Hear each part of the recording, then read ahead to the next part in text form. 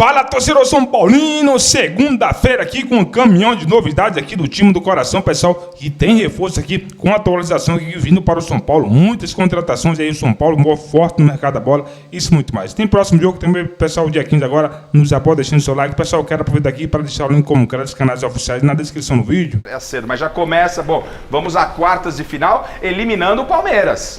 Deu muita moral, né? Deu moral e dá também, outra vez, a palavra alívio, né? O alívio de ter eliminado um grande rival. Se você perde, a cidade vai falar um monte. Então, você passando pelo rival ali, fica muito mais forte, ganha corpo. Agora, cada mata-mata é um, sabe? Não dá para falar que agora vai, não vai. Cada mata-mata tem que ser encarado como, assim, matar ou morrer mesmo. Então, você não cria muita expectativa. Passamos dessa, vamos para outra. Passamos a outra, vamos para outra, né? E assim foi até o final, né? Porque era muito difícil, você sabe, cada vez fica mais difícil. Apesar que o último jogo do Atlético eu estava mais confiante do que a semifinal com o River, né? Sim. Porque o River tem tradição no Libertadores, o Atlético não tinha. Acho que não tem ainda, não sei. Souza, eliminar o Palmeiras, o que representou nessa trajetória? Eu tô com o Marco também. Quando a gente elimina, a gente já pensa no próximo. Quem é o próximo? Alívio, né? A gente sabe que futebol, e ainda no Brasil, é cobrança. Não adiantava a gente ganhar do Palmeiras e o próximo adversário a gente ficar de fora. Então, era um alívio, dá mais confiança você vencer um clássico. Mas a diretoria, cara, o Marco, a gente dava risada, né, Marco, no vestiário, né? Quando tinha a premiação e o Juvenal, ele pagava o bicho no vestiário, a gente só pensava nisso, cara. Vinha no saquinho, né? Vinha no saquinho, a gente só pensava nisso. Olha, saquinho. Tem que ganhar o outro, porque o leite dos meninos tá caro em casa. Então é o que a gente pensava jogo a jogo. Jogo a jogo, mas que deu um alívio você vencer. Mas quando que você ganhou o cavalo dele, o cavalo manco? Foi num clássico contra o Corinthians, cara. Meu Deus do céu, Banco é verdade, não. essa história Não era banco, não. Não, Era não, cego. era verdade. Cego, algum probleminha É verdade. tinha. Não era cego também, não. Pera, vamos lá, vamos saber a história então do cavalo que o ex-presidente Juvenal deu pro senhor. Como é que foi isso aí, Souza? Eu não sabia que ele tinha criação de cavalo. Tá, tinha um aras. Tinha um aras, e a gente ficou sabendo daquele dia. Aí eu conversei com o Fabão e com o Júnior. Falei, o seu Juvenal tem criação de cavalo, cara. Falou, cara, vamos pedir um cavalo pra ele sem ganhar o clássico? A gente chegou nele. Ele já tinha tomado uns 2 uísques, já tava pra lá de Bagdá. Falei, Juvenal, estamos querendo um cavalo se a gente ganhar esse jogo aí. Ele falou, na hora. Cavalo. Aí a gente ganhou, aí ele deu 3 cavalos. Um pra mim, um pro Júnior e um pro Fabão. Tá, até aí tá tudo certo. Bom, e aí? Só que, eu vou te falar, se você quiser o inimigo, dê um cavalo pra ele. Pensa num troço caro de cuidar, cara. Bom, vem quartas de final, aí vem México, né? Vem México, 4-0 no estádio do Morumbi, Tigres do México. Tigres do México, 4-0. Fiz. Como é que é, Miller? Souza fez gol no golaço. Fiz. São Paulo contra nas quartas de final. A gente perdeu o grafite. Rogério 2, Luizão e Souza, né? Luizão, Rogério. O Rogério só fez 2, gente. O Rogério fez 2 gols no jogo de mata-mata de Libertadores, só isso. E esse gol aí, olha ele aí. Souzinha. Ó o Souzinha, deu um tapinha do lado, né? De novo, põe o gol do Souza de novo, deixa os gols rodando aí. Enfim, Tigres do México, elimina Palmeiras, pega o Tigres do México já no Morumbi, faz 4-0, já dá uma tranquilidade teoricamente para começar a pensar em semifinal naquele momento, Souza? Não tinha tranquilidade. Com o Rogério... Ah, é? Por quê? Pensa o patrão num era cara chato. Tinha negócio com ele não, tinha negócio de Já aliviado ganhou, não, né? Não tinha, já ganhou, não. Não tinha, já ganhou não. Ele já vinha, olha, a gente precisa correr, a gente precisa ganhar o jogo, vai ser difícil, e foi difícil. O jogo de volta foi difícil. Eles fizeram 2-0 na gente. Perderam o jogo lá. Então, esse jogo tem uma história engraçada. Porque o Souza, você entrou no jogo, né? Eu entrei no jogo. Esse jogo que você está falando, doutor? Não, o da volta. Da volta. Estão colocando aqui o jogo da volta, 2-1 pro Tigres. Então foi o seguinte, tomamos 1-0, né? E tu me empolgou lá, né? Esse é o estádio, tem um apelido do estádio lá, como é que chama? Tipo Caldeirão, qualquer coisa desse tipo. Esse é o da aí volta, os caras vão lá 1-0, né? E a torcida já começou a ficar Universitário empolgada. de Monterrey. Isso, aí 2 gols lá em Monterrey. Isso, aí 2-0 no primeiro tempo, isso aí. Aí vantagem se desfazendo. Comecei a ficar nervoso lá, preocupado, né? Bom, aí felizmente a gente pegou e fez o 2-1, que deu tranquilidade para não deixar os caras crescerem muito. Aí o Souza entrou, tal, 2-1, jogo bom para nós, né? Não dava mais para tirar a diferença, ia ser difícil. Aí eu gritei pro Souza, vamos empatar, porque eu queria que o São Paulo terminasse invicto, né? Quem sabe terminar um campeonato invicto, para que perder um jogo? Ele falou, não, tá bom assim, tá bom, para correr para quê, pô? Porque tinha que falar, a diferença era muito grande, né? Vamos empatar o jogo, e a gente perdeu muito gol. Aí ele falou, pra quê, pô? Eu fui atender alguém do lado, falei, vamos empatar. Pra quê? Tá bom assim? Marco. Tá bom, Marco, sossega aí. Aí terminou 2-1, foi a única derrota do São Paulo na Libertadores. Gol do Souza. Gol do Souza. Aqui e lá. Foi um gol importante, naquela hora lá, se o cara faz 3-0, já pensou? Foi um jogo e o time deles era muito bom. Bom. É que o Rogério, aqui o jogo tava enroscado. O Rogério faz o gol de falta aos 30 minutos do primeiro tempo.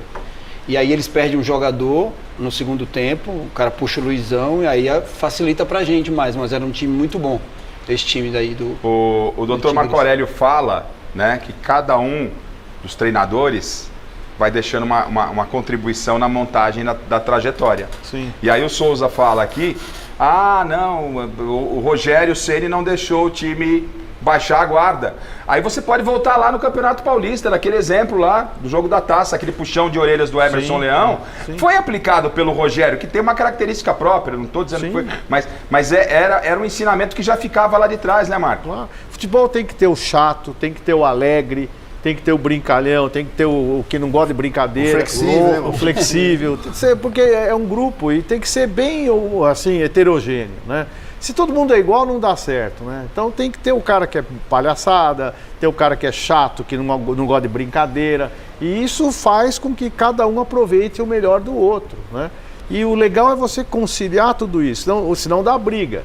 O meu papel lá era conciliar tudo, chamar um, chamar outro, não deixar o treinador saber uma coisa, contar alguma coisa que era necessário para ele interferir.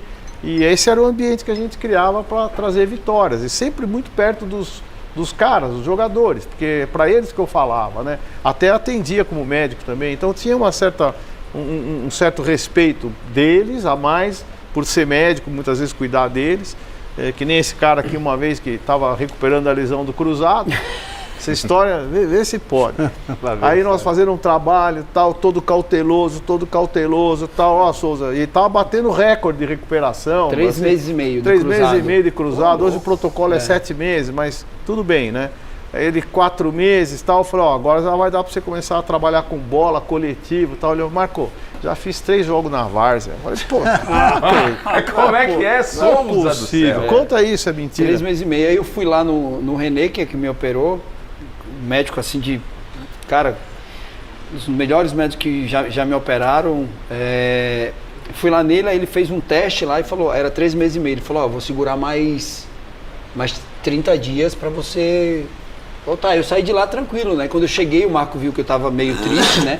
Porque eu já fazia todos os movimentos, já tava batendo na bola, fazendo trabalho, não sentia mais nada. E aí quando eu cheguei, veio ele e o Rosan conversar comigo, e aí, como é que foi lá? E o Rosan também estava na expectativa que eu voltasse já. Mas o enxerto tem que ficar firme, não pode trabalhar antes, né? Uhum. Aí o Marcos perguntou, e aí, o que ele falou? Ele falou, tem que esperar mais 30 dias. E você vai esperar? Eu falei, não, Marcos, pra vocês eu vou falar, já tô jogando pelada, pô. Já joguei, já fiz jogos, tô jogando... Sem surpresa, ele estacionou um cavalo. Estacionou um cavalo na vaga do condomínio. Jogar na várzea é nada absurdo, né, Miller? Nada absurdo. Já tinha feito 3 jogos na várzea já. Mas você vê que a leveza, né? A leveza, claro. ela ajuda os caras, né? Então... O Marco não por estar na minha frente. Às vezes, dirigente, ele pensa muito no clube. E é normal. Até ela não tem resposta para isso. Viu?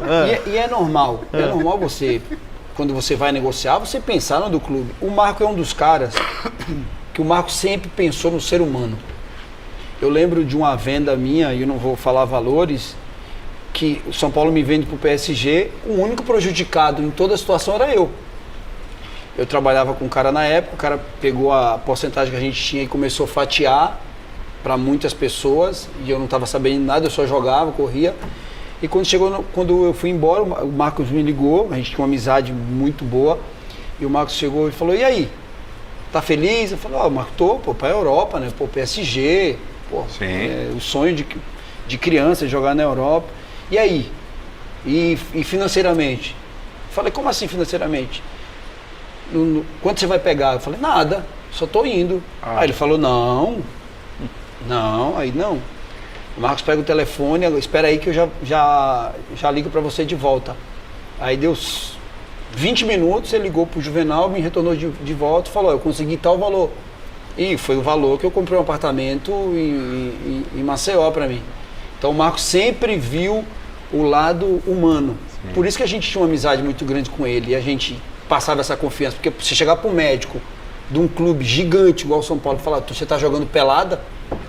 Então a gente tinha uma amizade muito grande. E esse é o papel. Parabéns. Bom, não é surpresa para nenhum de nós aqui, referente ao Dr. Marco, e também não é porque ele está presente, não estivesse, a gente ia falar a mesma coisa, porque a gente conhece o Dr. Marco. Na minha abertura aqui do programa, eu falei da importância que ele tem pro futebol, o quanto ele faz falta para nós aqui em São Paulo, o pessoal de Florianópolis que aproveita lá em Santa Catarina muito, né, e estão aproveitando muito bem, ter o Dr. Marco Aurélio por lá, porque é uma pessoa foi uma pessoa muito correta, muito íntegra na relação pessoal com todos nós e na relação profissional com o futebol e principalmente com os seus atletas, né, doutor? Que legal, né? Você não pode deixar o atleta não ter vantagem naquilo que ele merece ter, né? Hoje o futebol está inundado de dinheiro, naquela época não era tanto assim. E o negócio era ruim para ele, no sentido financeiro. Era boa imagem, mas peraí. Era péssimo. Aí eu falei com o Juvenal, tá errado isso aqui, tá acontecendo isso. Eu liguei na época, era o Valdo e tal. Falei, ele não vai.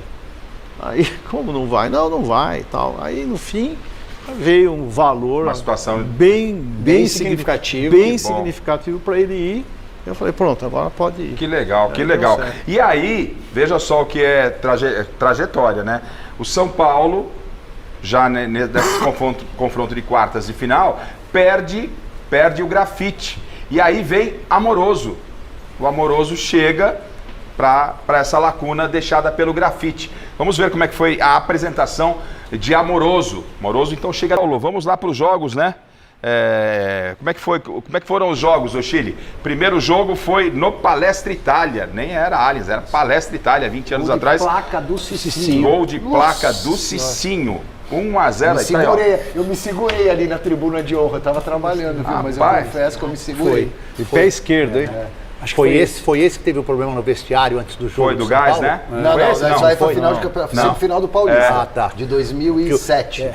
Mas teve alguma coisa nesse jogo no vestiário que eu tô lembrando. A importância da vitória, Souza.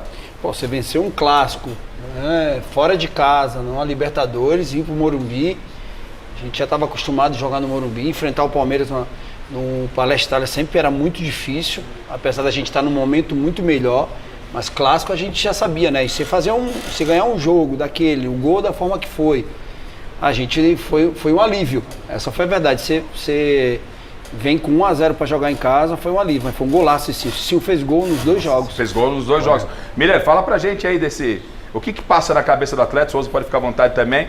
Não é o pé bom, né? Não é o pé bom, é o quê? É o jogador que está pressionando ali, foi a alternativa, é o recurso que ele tinha, por que ele arrisca o Cicinho? Não era o recurso que ele tinha, ele pensou em fazer isso. Pensou. Mesmo não sendo a perna boa. Ele se determinou a arriscar, mesmo sendo com a perna esquerda, e foi muito bem com o pé esquerdo, né? Deixa o gol pra gente, Não foi improviso, ele foi bem pensado. Foi a técnica mesmo, né? Porque ele não faz nem força. Foi a perfeição do chute, sem chance pro Marcão.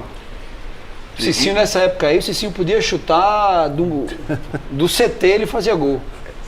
O que só uma coisa que estranha assim é a distância, né? Foi de longe, né? Mas foi bem colocado o chute, né? Mérito total. Surpreendeu o Marcão? Surpreende, o goleiro não tem assim. Talvez o Marco. A última coisa que vai se esperar é que o Cicinho chutasse lá do meio da rua, não é? Você pode ver que o Marco está adiantado. Sim, né? Não está esperando isso. Não esperava, quer dizer, o chute foi perfeito, né? Então essa surpresa matou o Marcão também. E você vê, né? A gente tá vendo ali o Mineirinho, que importância do Mineirinho. O Mineirinho abriu lá para puxar a marcação. time da gente era bem treinado, cara. Brilha os olhos do Souza quando ele fala desse time aí. A gente era bem treinado. E aí vem pro jogo da volta, estádio do Morumbi, de novo o Cicinho foi na rede. Rogério e Cicinho também marcaram no Morumbi. Ou seja, o Cicinho foi o pai do Palmeiras nesses 2 confrontos aí, ó. Vamos ver. Pênalti. Pênalti. Meteu a mão na bola. Rogério bate.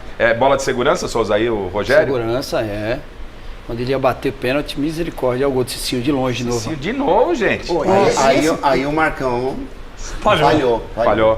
Agora, esse é o pênalti. Essa é a mão na bola que é pra ser dada. E não o que dão hoje em dia, né? Vamos falar a verdade? Pega na mão mesmo? Deixa eu ver. Pega assim. Ele dá um tapa. Ele dá um tapa. Dá um tapa na bola. Peraí, Foi o Correia. Deixa eu ver, vamos ver o lance de novo. Peraí. Diego Tardelli. Tardelli. Baixa aberta, ele faz assim, ó. Não é que ele caiu o braço, tava ali porque ele tinha que apoiar, Ele não. perdeu o pé e na passagem do Tardelli ele meteu a mão. Ele apoia com o braço e depois ele faz o pênalti. E aí, porque qual é a sua visão ali, o que acontece com o Marcão? Nem essa quicada que dá antes pode isentar um pouco o Marcão? Uma falta distante. Tá. Né? Falta distante. O Cicinho chutou uma bola muito defensável. No canto dele, né? No canto dele, na caída dele, no tudo dele. E ele aceitou. Falhou feio. Doutor, quando elimina o Palmeiras, oitavas de final, ali, né, Souza também, ali vocês começam a vislumbrar algo maior ou ainda era... Este valor pedido pelo Porto para que já tenha esse jogador no começo da temporada. É um São Paulo fazendo um mercado que precisa fazer, porque não tem opção, Natália. É isso, não tem opção. E se você vai ao mercado e procura a prateleira laterais, está escasso. Acho que, num geral, muito se questiona. O problema da seleção brasileira para encontrar os seus laterais titulares há tantas gerações, né? Enfim, mas é um mercado em que o São Paulo precisa fazer. Viu ao longo da temporada em que tinha que ter um repertório diferente e bateu numa dificuldade de elenco, que não correspondia à expectativa do seu treinador, e é importante para esse início de temporada até para entender como o Zubeldia vai desenhar o seu time. Tem esses 2 jogadores importantes, o Wendel e o Enzo Dias, André Kfouri. Não dá nem pra gente escolher um ou outro, porque o São Paulo precisa dos 2 jogadores. Agora, esse imbróglio também com o Porto, que precisa ser definido, né? Chega agora no começo da temporada ou espera até o meio do ano. É claro que o São Paulo gostaria de resolver logo para que esse jogador pudesse chegar. As laterais são problemas, né? O São Paulo tem que resolver essas 2 questões, perdeu os jogadores que ocupavam essas 2 funções, e eu acho que aposta bem, tanto no Enzo quanto no Wendel. O Enzo, aparentemente, a situação tá resolvida para que ele faça parte da pré-temporada, viaje para os Estados Unidos. A questão em relação a ele é que ele fez uma cirurgia, né, no último semestre, jogou pela última vez em novembro. É um jogador que precisa se recuperar fisicamente, mas também não há nada que indique que ele não possa fazer isso. Foi uma lesão muscular que precisou ser corrigida cirurgicamente. Isso é uma ocorrência frequente na vida de atletas e jogadores de futebol. São Paulo escolhe bem, mas tenta, é claro, dobrar o Porto, que tem sido o grande problema no sentido de fazer valer o seu direito, a questão contratual com o Wendel. Talvez o São Paulo tenha que esperar, e nesse período de espera ele enfrente a concorrência de outras equipes, como você já falou, não só aqui do Brasil, como de fora também. Pois é, e o Porto apertando também, indo à FIFA para fazer essa reclamação formal ao São Paulo, dizendo que o São Paulo conversou com o jogador antes do fim desses 6 meses de contrato. Mas isso acontece, Cada um correndo pelo seu, né? O que acha que é seu e está tentando proteger da forma que pode. São Paulo tentando contratar, o Porto tentando se defender. Bom, e o Zubeldia nesse meio? A pressão em cima do Zubeldia é muito grande. O Zubeldia começa a responder desde o começo dessa temporada. No final da temporada já foi muito difícil. Ou a gente sabe o que é que vai acontecer com ele? O recorte, se a gente falar do recorte positivo do Corinthians no final da temporada de Campeonato Brasileiro, a do São Paulo não foi. Mesmo com alguns jogos ali já desinteressado do Campeonato Brasileiro, né, em alguns momentos, alguns jogos com jogadores titulares, o time não correspondeu coletivamente. Chegou Oscar, né, um jogador que pode ajudar ali no meio de campo, mais pensando no meio atacante, mas o questionamento sobre o trabalho do Zubeldia, ele é importante pelo que a gente viu na temporada inteira, do processo que ele assume até o final do ano. Então tem uma interrogação grande em relação ao que ele vai fazer no Campeonato Paulista. Tem isso, André. Ele está com essa pressão já no Campeonato Paulista muito grande. É, um treinador que ao final do ano não tinha uma situação muito estável do ponto de vista interno. Sim. Por mais que algumas coisas ali, né, a questão, fogo amigo e tal, tenham sido um pouco exageradas, mas alguém que não era uma unanimidade, ninguém mas alguém que não tinha sua permanência para 2025 com uma questão resolvida do ponto de vista da opinião pública, etc., vai começar a temporada seguinte mais pressionado do que um treinador, até mesmo como o Abel Ferreira, por exemplo, que teve um ano abaixo daquilo que gostaria, que o Palmeiras poderia. A situação do Fernando Diniz é um pouco assim no Cruzeiro. Se o trabalho não se mostrar merecedor de elogios muito cedo, a gente sabe aqui no Brasil que as críticas vão voltar, a pressão vai voltar maior até do que era. As diretorias, normalmente, no começo do ano, acham que qualquer interrupção tem menos problemas, porque o clube pode se recuperar ao longo do ano. Então ele vai enfrentar aquilo que é normal para qualquer treinador aqui no Brasil, que é a pressão e o risco em relação à sua posição. E o Júlio Casares está respondendo, está entregando ao Zubeldia o que ele precisa para começar a temporada bem? Ainda não. Então dá para colocar ali culpa para culpa, tem que fazer um mercado mais rechonchudo ali, mais substancioso. Porque aí dá para eles discutirem, vamos com o presidente, pega a sua culpa aqui. Então, mas no final das contas, o treinador é que paga o pato, né? Na hora que a coisa não acontece, você pode questionar elenco, se tem ou não tem para corresponder, treinador, vai. É assim que funciona. André, tem isso também, né? Me dá um mercado bom para eu poder ser... E no caso do São Paulo, a diretoria sempre vai poder dizer que trouxe o Oscar de volta para o Brasil e que o clube não gostaria de ter. Isso não é uma inverdade. Não é só a verdade completa. E aí se trabalha com posturas daqui e dali. O treinador está sempre numa posição muito difícil. Assim sempre foi, e infelizmente eu acho que sempre será. Pois é, porque além disso ele ainda é o escudo. É isso aí, pessoal. O São Paulo, muito ativo no mercado da bola. Um clube aí que vem bastante aí, investindo alto em contratações. Porque o Zubeldia prometeu aí que assim ser campeão das Américas aí nesta temporada, né, pessoal? E tem que ter, sim, jogadores aí decisivos, jogadores que não gere dúvida aí, que não fique muito em departamento médico, né? Ainda bem que o São Paulo não renovou. Aliás, o São Paulo deu, né, as condições aí de contrato aí, curto para o Rafinha. E ainda bem que ele não aceitou, né? Porque não estava fazendo muita coisa, né? Às vezes, né, pessoal, quer mandar no time aí, chega jogadores novos, acha que é dono do clube. Na hora de mostrar futebol, não mostra, né, pessoal? Então aí o São Paulo abre as portas aí, a possibilidade para novos jogadores. E o ponto interessante aí é que quando os jogadores aí de clubes inferiores chegam aí e vestem aí, sente o peso da camisa do São Paulo, quer mostrar que veio, né, para fazer história e quer se destacar, né? E o São Paulo está certo, sim, de abrir as portas para os novos jogadores. Vamos lá, pessoal. Negociações entre São Paulo e Curitiba. E Nathaniel tem novidades envolventes, hein? O jogador Luan. São Paulo recebe, hein? Avise, né, pessoal? E avança nas negociações aí com o Nathanael, pessoal. Nathanael aí, do Curitiba, né? São Paulo, um dos clubes brasileiros aí com mais, né, pessoal, participação aí da torcida, né? E com isso aí, sabemos aí que o São Paulo aí briga, né, pelo título da Libertadores aí, e a manutenção do Luiz Zubeldia. O torcedor está querendo jogadores novos aí, né? A expectativa é que o Tricolor tenha cerca de 15 saídas no elenco, pessoal. Uma formulação muito grande, né? Sendo que alguns já foram confirmados, né? O Hélio do Rato aí, no Vitória, né? O Hélio do Rato aí. Em contrapartida, o Oscar chegou como uma das principais contratações do futebol brasileiro, sem sombra de dúvida, né, pessoal? Além dele, a chegada de Mata nas férias, né? O SPFC está tentando trazer o Wendel, Enzo Dia, 2 laterais esquerdos em posição carente no elenco. Já do lado direito, aí, com a saída de Rafinha, quem está na mira aí é Natanael, pessoal.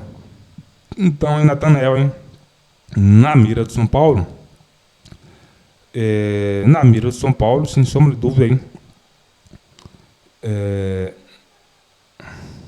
Sem sombra de dúvida aí, o São Paulo aí tá fazendo aí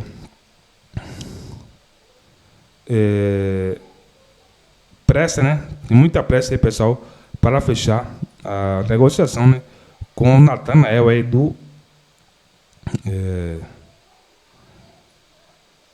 Curitiba. E para mim, pessoal, seria assim uma contratação mais que boa, excelente aí, custo-benefício. Deixa aqui sua participação, se acha interessante e muito relevante aí o feedback de você. Eu vou ficando por aqui. Se for novo aqui no canal, prazer receber, nos apoia, deixando seu like. Logo, logo estou de volta aí trazendo mais informações do São Paulo.